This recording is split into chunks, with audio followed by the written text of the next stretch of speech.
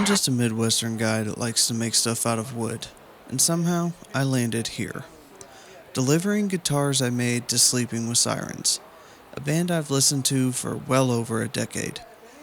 Over 300 hours of blood, sweat, and literal tears went into this, and I almost blew it all. This is a wild one, so let's get started. I've built a ton of guitars, but never for a nationally touring band. So I had to gather all of the best wood I had laying around the shop to somehow make something worth gifting to them. I guess I should jump into how this even got started in the first place. It's really just a story about how wild social media can be, and I'll definitely never sleep on Instagram again. So, I posted a picture of a recent guitar build I did, and Justin Hills, the bass player for Sleeping with Sirens, actually commented on it.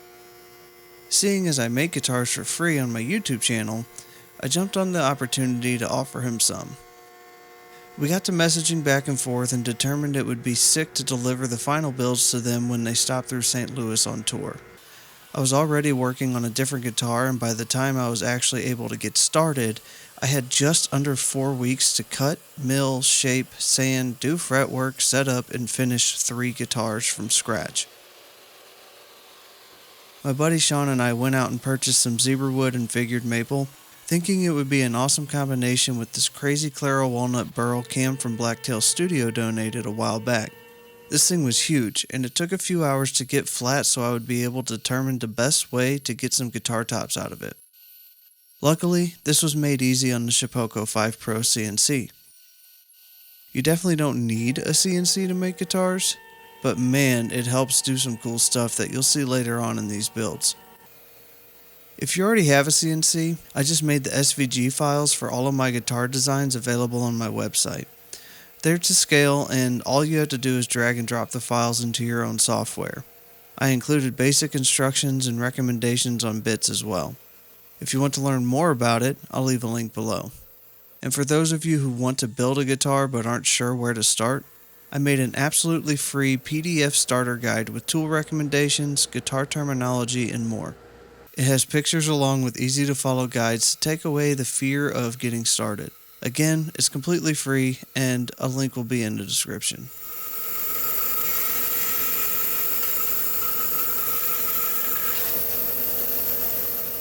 And just like that, we had a few different tops to choose from. These burl book matches were insane. The grain and figure got me so pumped to put a shape to them. But I didn't just do burl.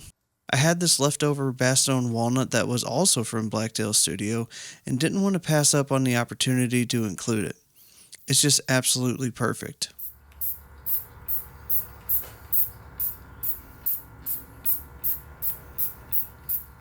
Once I got these tops glued up, Sean and I started contemplating about what to use for the body. I wanted these to look fancy, and I didn't want to have a bunch of glue lines. That only meant one thing.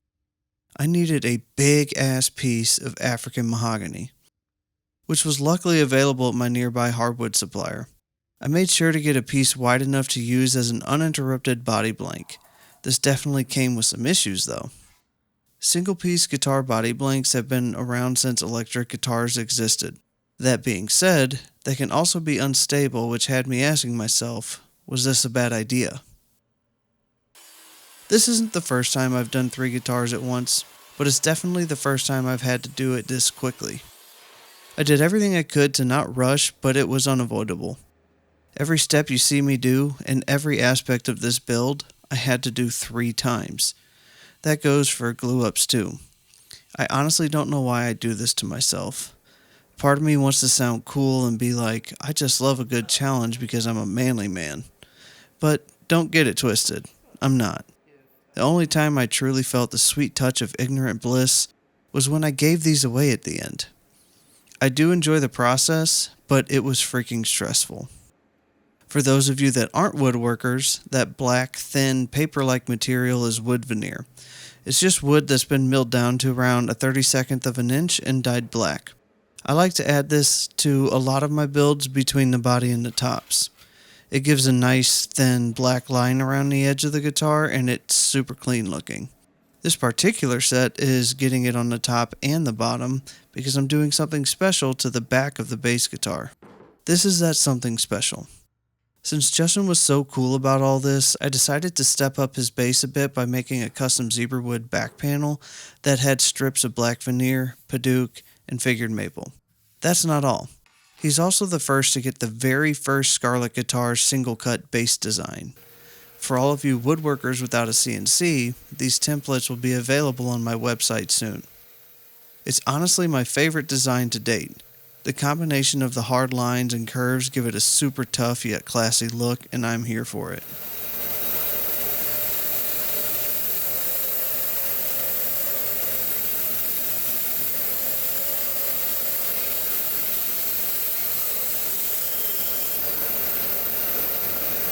Throughout this whole build, I was keeping up with members of the band and giving them updates. What I didn't give them updates on was the metric shit ton of mistakes and setbacks I started to come across.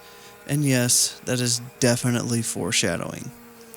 But before we get to listing all of my builder shortcomings, let's talk about design. For me, I like to add heavy champers to the top and back, and if I wasn't doing 3 guitars at once, I'd even hand shape some cool reliefs along the body. The chamfer is a classy way of revealing the body wood from the front. It shows the tops, black veneer, and African mahogany all at once. An important aspect of design is function. I wanted to add a rear cutaway to the back of each of these guitars for a decent amount of palm relief. This was made easy with a template and pattern bowl cutting bit. What's really cool is how the African mahogany reveals itself underneath the zebra wood.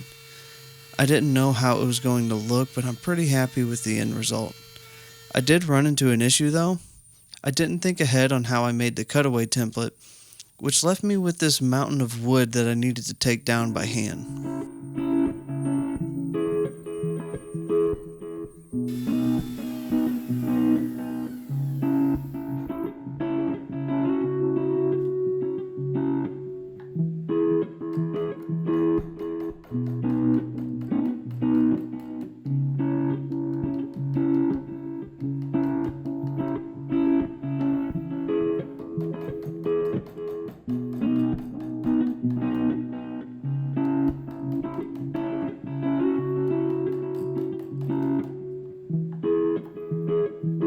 While I worked on the bass in the background, Sean got to catching us up on the other 2 bodies so we could knock out all of the cavities and neck pockets.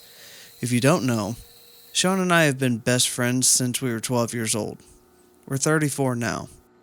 We were riding the bus together in 6th grade when my CD player died. He was in the seat right in front of me and he had these cool clip-on style headphones, listening to Nelly's Nellyville album. I asked if I could use one of his headphones and the friendship started from there. He even officiated my wedding recently. Together, we clocked in over 20,000 miles of road trips as well. Needless to say, I wouldn't have anybody else helping me in the shop, chasing this weird niche dream of building guitars on YouTube. We are actually the only 2 running this makeshift business called the Wooden Hobbyist. And for those of you confused, the Wooden Hobbyist is the YouTube channel name because I started out by myself doing random woodworking projects in my garage.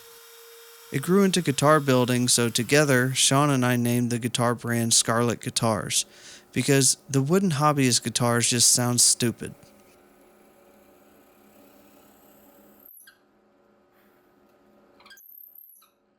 When I first started woodworking, I only had a table saw and a cheap sander. I've collected quite a few tools over the years, and yes, I know it's not the common garage woodworking shop. Most people are cool about it, but there's always those few haters that feel the need to tell me to try building a guitar with only a jigsaw, router, and a drill. To be honest, I'm sure I could build one with limited tools, but I'm also sure it would be absolute trash. Making guitars is a specific niche of woodworking, and the more specialized tools you have, the better. If you remember that free guitar building template I mentioned earlier, I actually listed some key tools in it that I think are needed to make a good guitar, without breaking the bank. But one that isn't listed is a drill press like this. Drill presses are a godsend.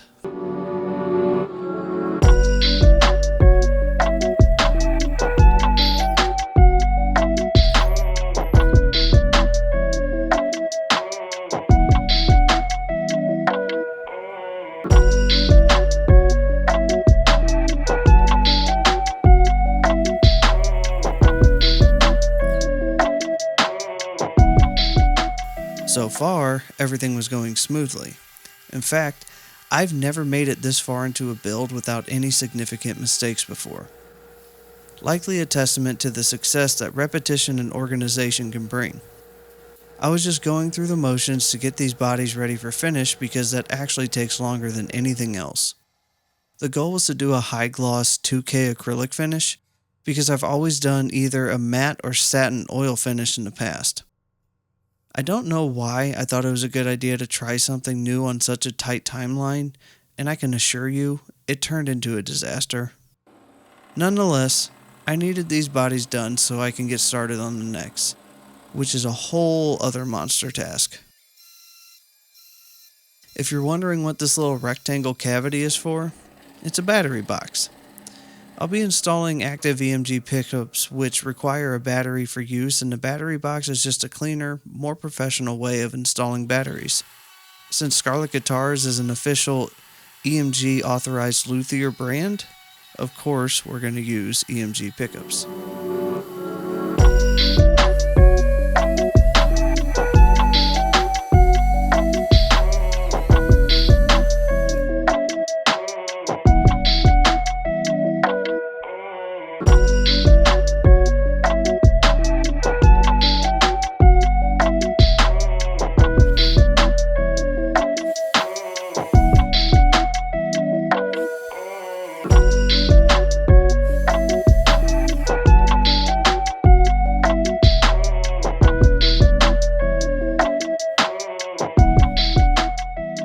Before finish gets added, everything needed to be stabilized and grain filled. I prefer doing this with ultra clear epoxy, which is this video's sponsor. This stuff is actually ultra clear and it's also simple to use. For this specific task, I'm using the tabletop version, which has a little thicker viscosity and has a pretty fast curing time. I definitely recommend using this product, and if you want to try some for yourself, they were kind enough to give a 15% off discount code for anyone watching this video. Just click the link in the description and use Wooden Hobbyist 15 at checkout.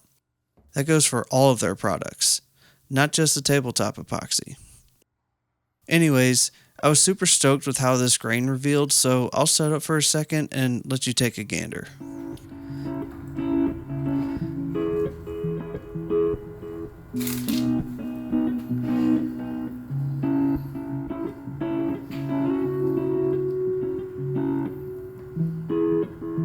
Look at that.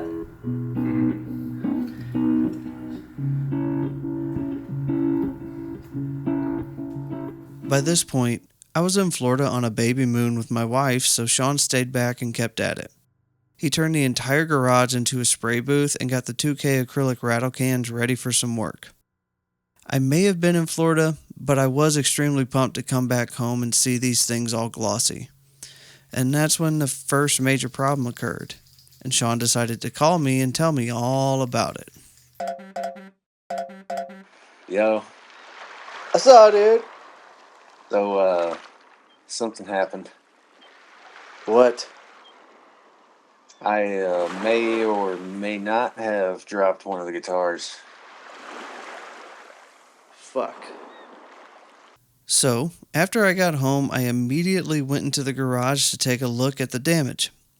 It wasn't horrible, but it was definitely too much to try and refinish everything. So the new plan was to remove the gobbledygook drops from the bottom with a razor, fill the dents with clear CA glue, and wet sand everything to a nice satin finish.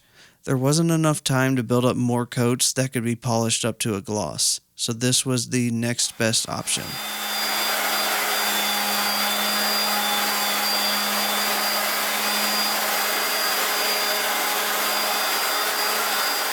Sean continued on the bodies so I could finally get started on the necks. The initial plan was to do figured maple fretboards with zebra wood necks. This is one of those ideas that sounded better than it actually looked in the end, and I can confidently tell you that everything you're about to see was a massive waste of time. Maybe. I mentioned I went on a baby moon with my wife a bit ago, and that's because our son is due to be born in August. That means money will be getting a little tighter, and giving away free guitars may not come as often as I'd like. We have another giveaway guitar that I'm working on right now to give to one of you subscribers, and you'll have the chance to win completely free, and then I have to prepare to be a dad after that. That being said, I still plan on doing giveaways because I don't have the room to keep every guitar I make. If you'd like to increase your chances of winning and would also like to support the channel directly, consider becoming a member. Members automatically get 100 additional entries into each guitar giveaway, along with some behind the scenes footage, discounts on stuff, and members only live streams every now and then. If that's not your cup of tea, consider subscribing and you'll still get a chance to win every guitar giveaway that comes up completely free.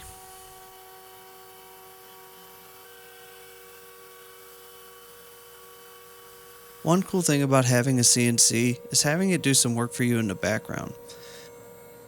I was able to work one guitar neck by hand while this thing was cutting out the fretboards and truss rod channels on the bass neck.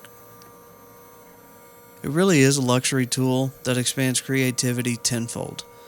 Since the bass neck was one solid piece of wood, I wanted to add some reinforcement in the form of carbon fiber rods. I don't know if they really work in helping keep the neck straight or not, but they're definitely cool looking. Even more so, this huge bass truss rod only works in one direction.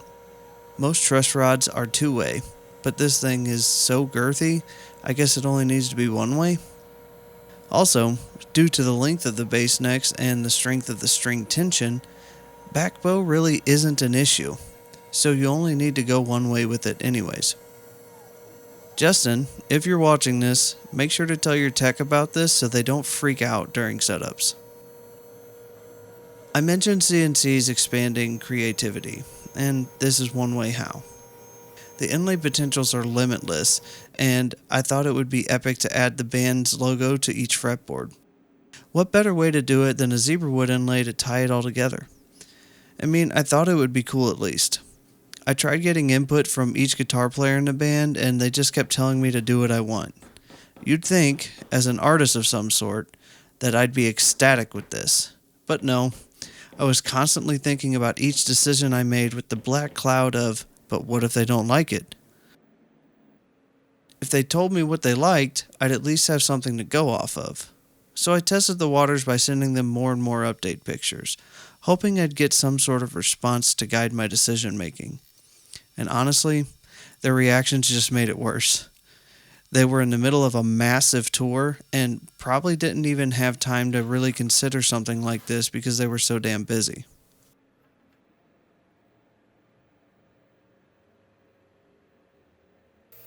Remember, every step you've seen so far was done 3 times. Cutting out and shaping the necks was no exception. This is where things get daunting, and I was just 2 weeks away from my deadline.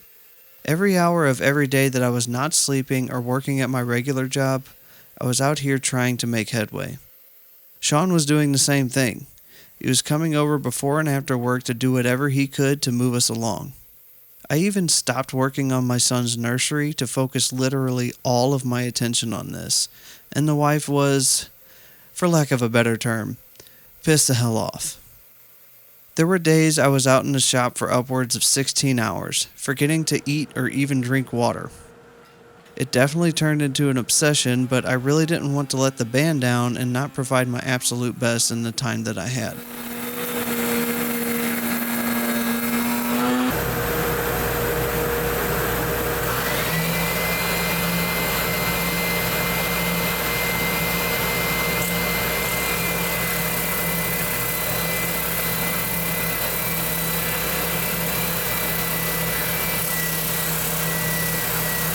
Okay, so I messed up the bass neck and it is not salvageable. Things happen, that's why all my lights are on and I have to rush to fix it. It's going to be a lot of the same steps you saw. I'm just going to skip ahead and show you this. I don't want to be setting up the camera, getting all these shots, but I think you'll like what I'm going to be doing. But to talk about how I messed it up, if any of you are interested, I made the headstock way too thin and I drilled the wrong size holes. Thin headstock could maybe be fixed, but I mean at this point, aesthetically it is not pleasing. and I kind of don't like the maple against the walnut body anyway. Neither the zebra wood, so I think making an African mahogany neck with some mun ebony as a fretboard will look a lot nicer. So stick with me and see if I can get this done in 2 weeks before Sleeping with Sirens is here. We're barely making it, and I don't know if it's going to happen. But first, I needed to cut these necks open so I could get my truss rods back.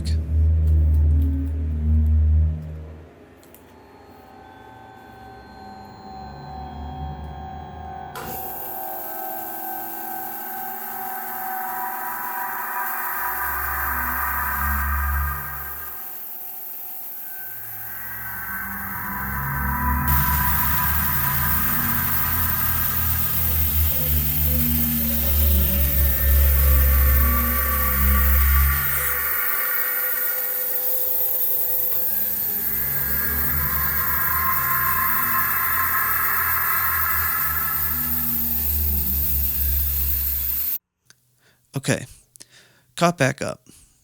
Here are the 3 necks I came up with. This one is for Tony, and it has teal fret markers and a teal logo inlay. This one was done by cutting out everything on the CNC and filling it with ultra clear epoxy, tinted with a teal mica powder. The base neck turned out super cool. The mun ebony fretboard with the maple logo and inlays really popped out. It had a sort of rough around the edges appearance, but still clean. The jumbo side dots were done by inserting brass tubing into the side of the neck, then filling it with a black CA glue. I later learned I should have lowered their position a little bit, but they still turned out cool. I thought they kind of looked like black holes. You know, like the ones NASA fakes the images of. Each one of them had to be filled and sanded down by hand, which took way longer than expected. To mount the neck, I used stainless steel inserts rather than just using screws. This took a little more setup, but the quality, holding power, and ease of use is worth it in the end. This is why a drill press is a must-have in the guitar making world. Doing this by hand can screw everything up, and I'd probably burn my shop down with a smile on my face and a fit of rage if I mess this up this far into the project.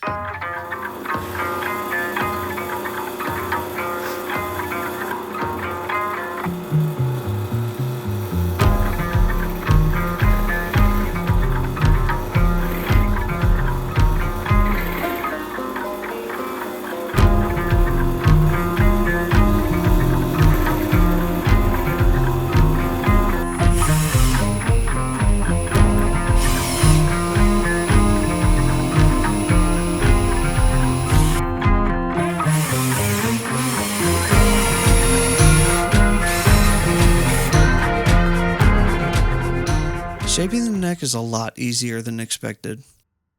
I have my trusty, massive table edge router bit for this exact purpose. I try to find creative ways to mark out where the bit needs to stop, so I could just fly through it on the router table. This particular bit leaves a profile that allows for a super thin neck, which is what most players prefer, I think. But like I said, this bit is massive, so it was important to take small bites on each pass.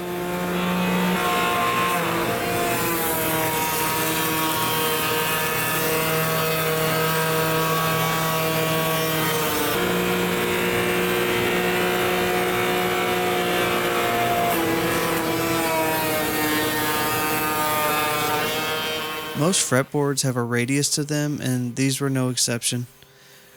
I prefer a middle-of-the-road 12-inch radius, so that's what the whole band got. Reason being, it was more efficient when it later came to fretwork.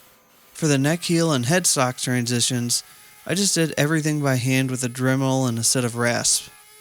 I have such a hard time saying that word. Rasps. This neck turned out wild, and it was for Nick's guitar. Ebonized and stained African mahogany with a ghosted logo inlay along with brass tube fret markers. It turned out way cooler than I thought it would in my head. There's just something so classy and tough about black and gold. I know the others are cool, but I think this one turned out to be my favorite. First step was to soak the entire thing in a solution of steel wool and vinegar. This reacts with the tannins in the woods to darken its overall appearance. This process is most commonly known as ebonizing. African mahogany is a high tannin wood, which means it gets really dark really quick. After that, I added a generic black stain to tie it all together, which also helped give the logo inlay its ghost decal appearance.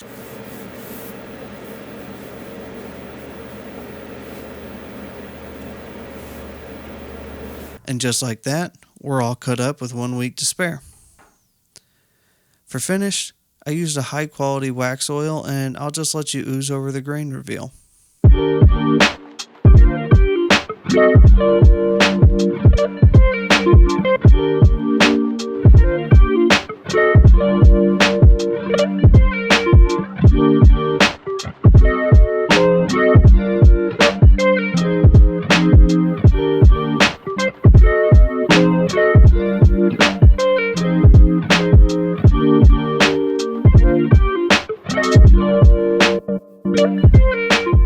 When I finally got started on the fretwork, I started to feel some relief. I knew it was another huge task ahead of me, but I also knew it was the last major thing that needed to be complete. If you're a guitar player watching this, I'm curious on what type of frets you prefer. Jumbo? Medium? Super jumbo? Does it matter? I don't really understand the science behind the sizes. One thing I do understand is the need to stay organized with fret wire, or you'll end up wasting so much of it. That's why I use organizers to keep everything in order. These ends are snipped to give the fretboard a faux binding look, so the length is crucial for proper installation. It's not a time or place for inappropriate jokes or lack of professionalism. The approach has to be clean and precise, or you'll quickly fall behind with a big gaping hole in your wallet for replacing all of that fret wire.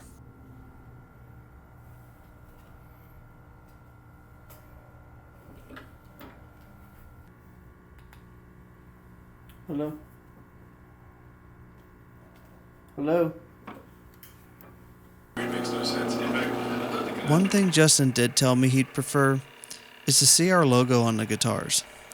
So what better way than to insert a matching black and brass Scarlet Guitars medallion on the headstock. It really tied it all together, and the look is extremely clean. The final step in this build was to paint all of the electronic pockets with my own homemade graphite paint. This reduces the potential for outside electrical interference to cause a hum while the guitars are plugged in. After that, it was off to the show to deliver these to the band, and we almost didn't make it through. Got a gentleman here, says he's with Sleeping with Sirens. He has Three guitars. three guitars. The tour manager should be aware. He said the tour manager should be aware of this. I could back up and create a little more space. Okay.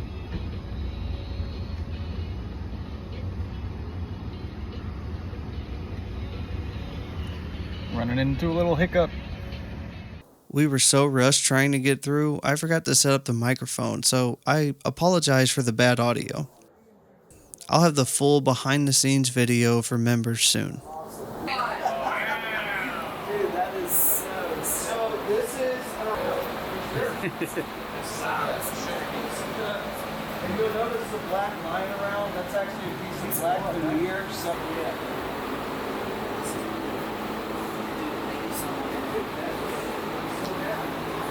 Took some of the big designs and put that colorway on them, and also we make them our own.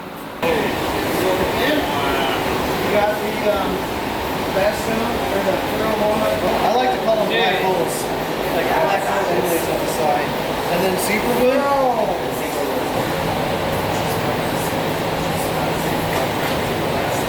I will just made by hand.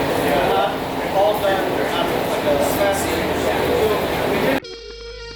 After all the setbacks, mess-ups, mental strain, and over 300 hours of labor put into this between Sean and I, I'm super happy with the turnout of these guitars. The whole band was extremely appreciative, and I'm humbled I had this opportunity to include something I made into their legacy. To Justin, Nick, Tony, Kellen, and Maddie, Thank you for your years of giving all of yourselves to your music. And thank you for letting this no-name Midwestern woodworker be a part of it. You all are truly amazing, and I'll never forget this experience. Although we only met for a short while, I consider you friends, and you always have a place in St. Louis.